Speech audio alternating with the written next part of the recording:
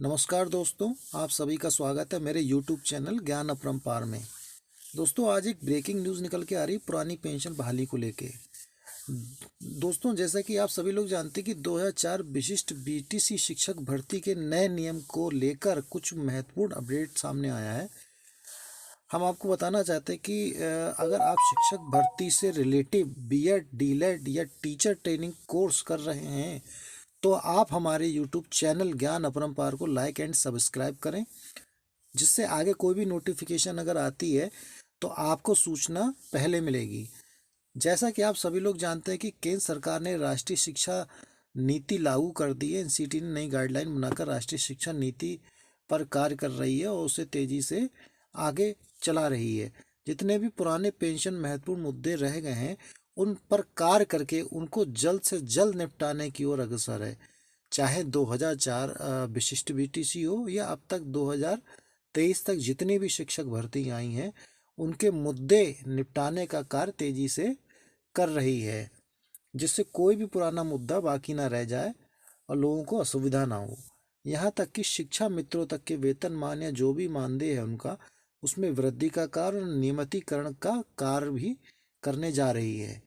अगर बात करें 2004 विशिष्ट बीटीसी की भर्ती में शिक्षकों की पुरानी पेंशन को लेकर, उत्तर प्रदेश शासन पुरानी पेंशन श्रेणी में शामिल करने जा रही है। उत्तर प्रदेश शासन ने 5 मई 2003 से पहले 46,189 पदों का सृजन किया था। फिर इन पदों के सापेक्ष शिक्षकों की नियुक्ति के लिए 14 जनवरी 2004 को विशिष्ट बीटीसी प्रशिक्षण के शासनादेश जारी किया था, जिसके क्रम में 22 जनवरी 2004 को जारी विज्ञापन से प्रदेश में 46,189 विशिष्ट बीटीसी शिक्षक चयनित हुए।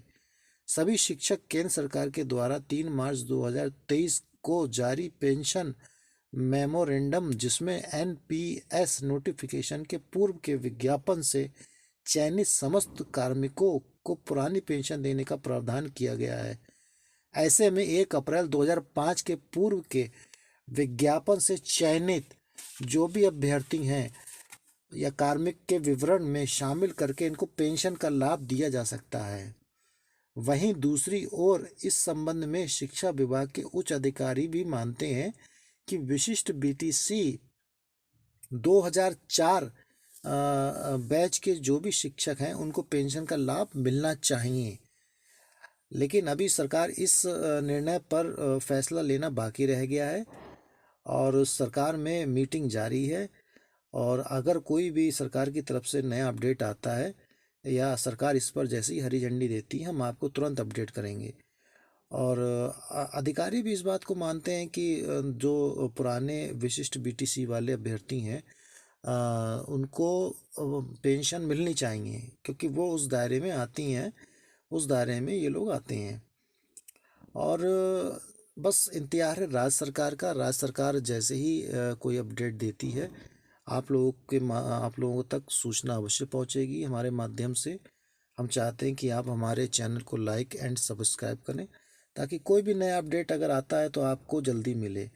और रही बात तो पेंशन बहाली की, तो गवर्नमेंट को ये करना पड़ेगा, क्योंकि ये जो भी 2000 क्या कहते हैं 3 में जो भर्ती हुई थी, सॉरी 4 में, उसका जो है वो नियमों के तहत हुई थी। तो उसमें इन लोगों का पेंशन बहाली बनती है, जो जो गवर्नमेंट को करना पड़ेगा। तो देखना ये है अब आगे गवर्नमेंट के ऊपर सारी नीति रह गई है कि गवर्नमेंट क्या कर रही है। और उम्मीद है कि जो अधिकारियों के माध्यम से जो सूचनाएं मिल रही हैं कि पेंशन बहाली इनकी होगी। बस थोड़ा सा और इंतजार करिए।